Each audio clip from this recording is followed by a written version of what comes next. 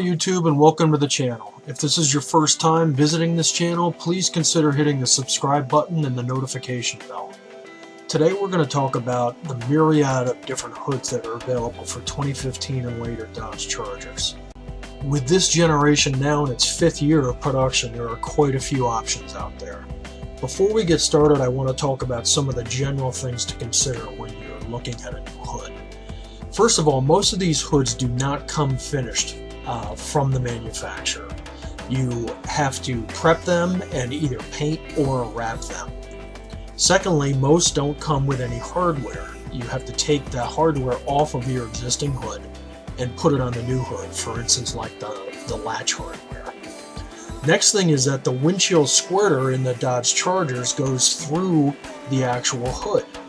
So you have to either cut holes into the replacement hood, or you have to buy a kit which allows you to reroute the squirters to a different location.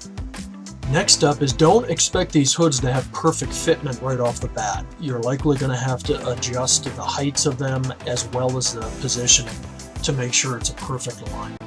Next up is that aftermarket hoods do not come with the black insulator pads that you see under the stock hoods. So if those are important to you, don't buy an aftermarket hood. Next is the added weight. Some of these hoods actually weigh more than the factory hoods.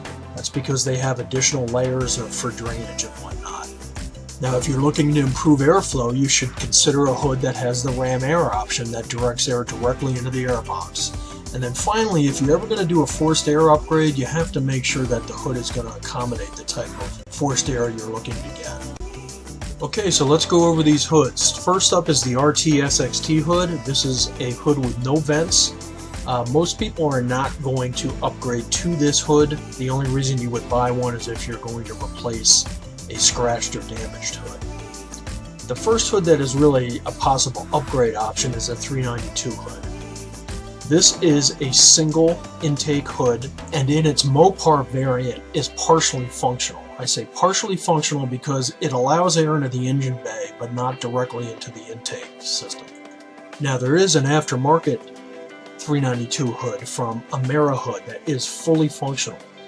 This not only directs air directly into the intake system, but it also protects from water getting in the engine bay.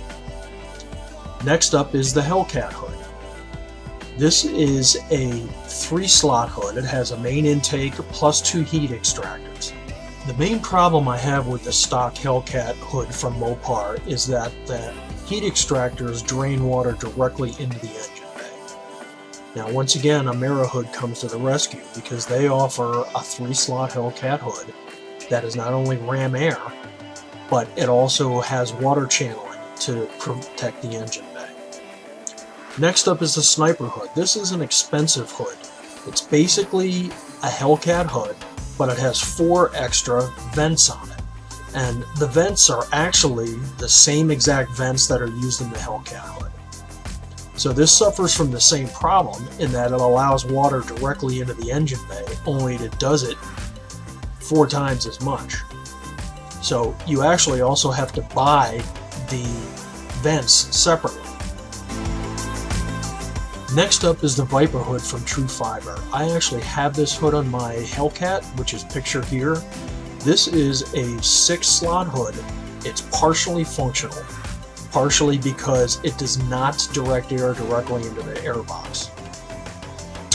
It does, however, have excellent water channeling capabilities, so you can pretty much eliminate any water from getting into the engine bay with this hood. But again, it does not have the ram air option to direct air directly into the airbox. Next up is the Killer B hood from BMC Extreme Customs. For those of you that follow RT Life, this is the hood that he has on his car. They actually have a picture of his car on their website.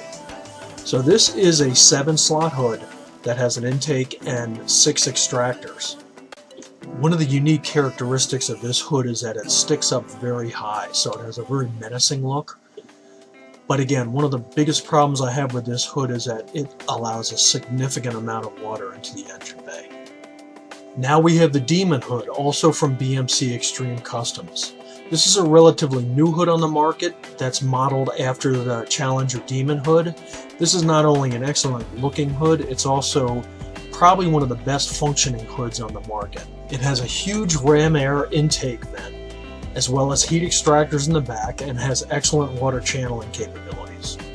Now, one of the newest hoods on the market is the Red Eye hood, again from BMC Extreme Customs. This is the dual snorkel type of hood that you see on the Challenger Red Eyes. Here you can see it with a carbon fiber wrap. This is a fully functional hood, which does have water channeling and ram air capability. One of the problems I have with this hood is how the vents lean back instead of being straight up and down. Here you can see the Challenger hood, which is more of a vertical vent. I just think that with it leaning back like that, it looks more Euro than it does muscle. So I'm not really sure why they designed it like that. And finally, some of you may be wondering if there is a shaker hood option for the Chargers.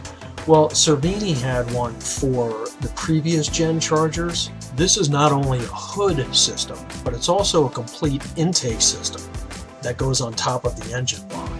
So here's a rendering that RT Life made several months ago of what a shaker system might look like on a current gen Charger. But one of the reasons they likely don't have this is just because of all the extra components that are involved.